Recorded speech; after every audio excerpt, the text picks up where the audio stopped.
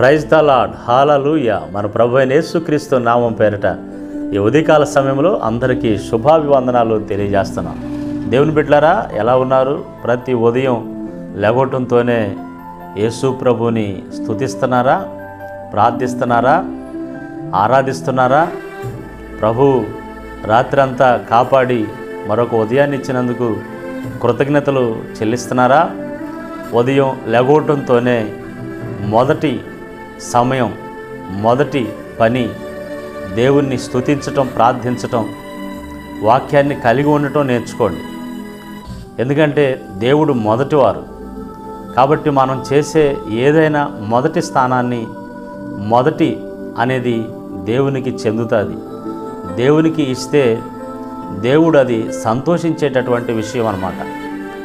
అందుకే ప్రతి ఉదయం మార్నింగ్ లవర్స్ ద్వారా ప్రభు ప్రేమతో మీతో మాట్లాడుతూ మిమ్మల్ని పలకరిస్తూ ఉంటే ఆ మొదటి స్థానం ప్రభు, ఆ స్థానాన్ని ప్రభుకి ఇచ్చినట్లుగా ఉంటుందనేది మా భావన, మా ఉద్దేశం. దేవునికి స్తోత్రం. అందుకనే మత్తయి సువార్త 6వ అధ్యాయం 33వ వచనంలో, మత్తయి సువార్త 6వ అధ్యాయం 33వ వచనంలో, కాబట్టి మీరు ఆయన రాజ్యమును నీతిని మొదట వెదుకుడి, అప్పుడు అవన్నీ మీకు అనుగ్రహించబడును.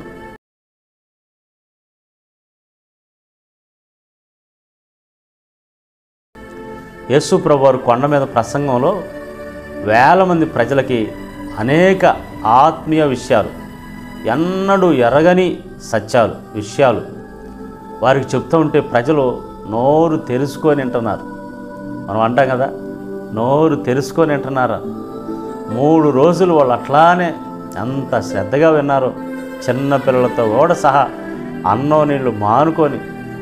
యేసు ప్రభువారి బోధలు ఎంత రుచిగా ఉంటాయండి, ఎంత ఆనందాన్ని ఇస్తాయండి, ఎంత ఆరోగ్యాన్ని ఇస్తాయండి, ఎంత సంతోషాన్ని ఇస్తాయండి, ఎంత ఆదరణ కలిగిస్తుందండి. ఆయన మాటలు అట్లానే వింటున్నారు. ఎన్నో విషయాలు యేసయ్య చెప్పి, మొదట మీరు ఆయన రాజ్యాన్ని, నీతిని వెతకండి, అవన్నీ మీకు అనుగ్రహించబడతాయి అని చెప్పేస్తాను అంటాడు. ఫస్ట్ ఆఫ్ ఆల్ మొదట దేవుని నీతిని, రాజ్యాన్ని, దేవుని రాజ్యాన్ని వెతకాలంట. ఏం చేస్తే దేవుని రాజ్యం మనకు వస్తుందా? దేవుని రాజ్యం ఎక్కడుంది? దేవుని రాజ్యం పొందాలంటే ఏం చేయాలి? నేను చనిపోయిన తర్వాత దేవుని రాజ్యం ఉండాలంటే నేనేం చేయాలి?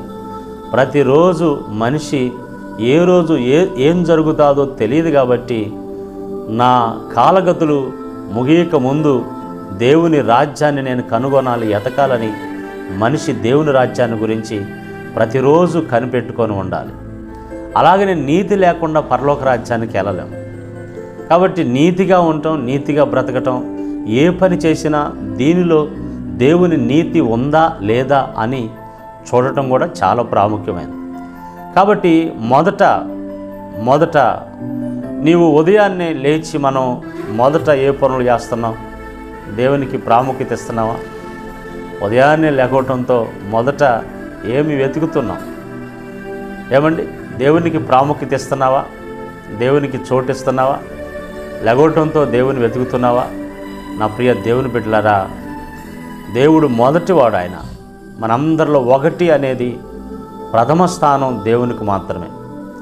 మన ఇంటిలో ప్రథమ స్థానం దేవునికి, తర్వాత తండ్రి, తర్వాత తల్లి, భార్య, భర్త, పిల్లలు, తర్వాత మన బిజినెస్లు, మన పనులు, మన జాబులు, ఫ్రెండ్స్.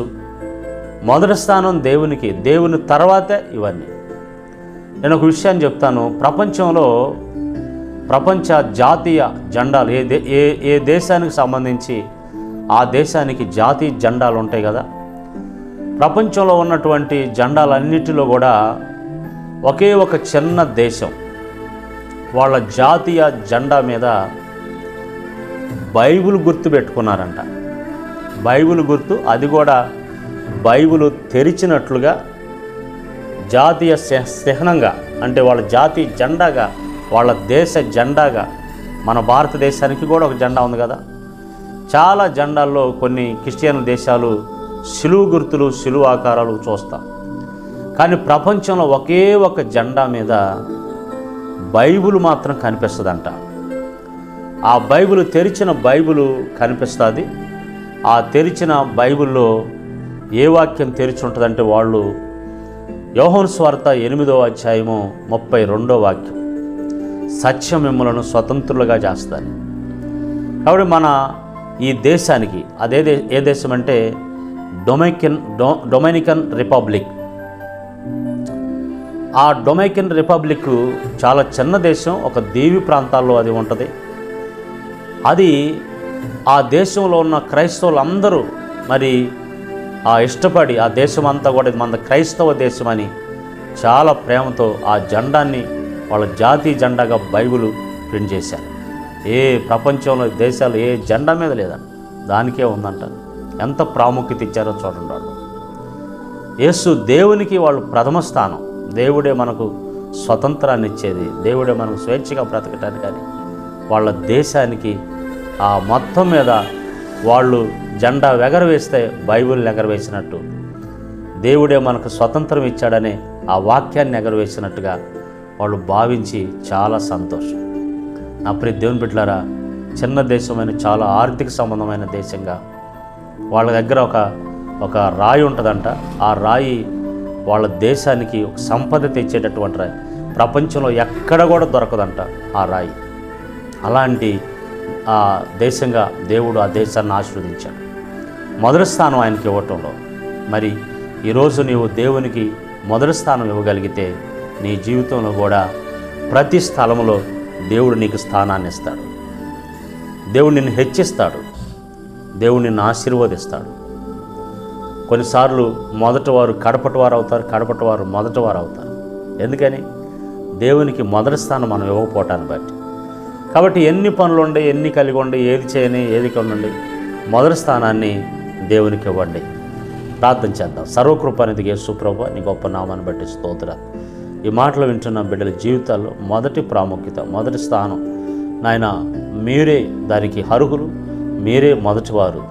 కాబట్టి మా జీవితంలో అలాంటి యోగ్యమైనటువంటి నాయన తండ్రి క్రియ కలిగి నాయన నిన్ను మహింపరిచే కృప దయచేయండి. తద్వారా మాకు రావాల్సిన దీవెన మీరు ఇచ్చే దేవుడు. నాయన బిడ్డలు లేవటంతో కుటుంబంలో, జాబులో మొదటి స్థానాన్ని ఎవరికి ఇస్తున్నారు అనేది ఒక ప్రశ్నగా వేసుకొని ఆయన నీతిని, రాజ్యాన్ని నేను మొదట వెతకాలి, మొదట నా దేవుడు నా జీవితంలో నాయన బిడ్డలు నిలబడి నేను మహింపరిచే కృప దయచేయమని యేసు నామములో ప్రార్థిస్తున్నాం తండ్రి. Amen, amen.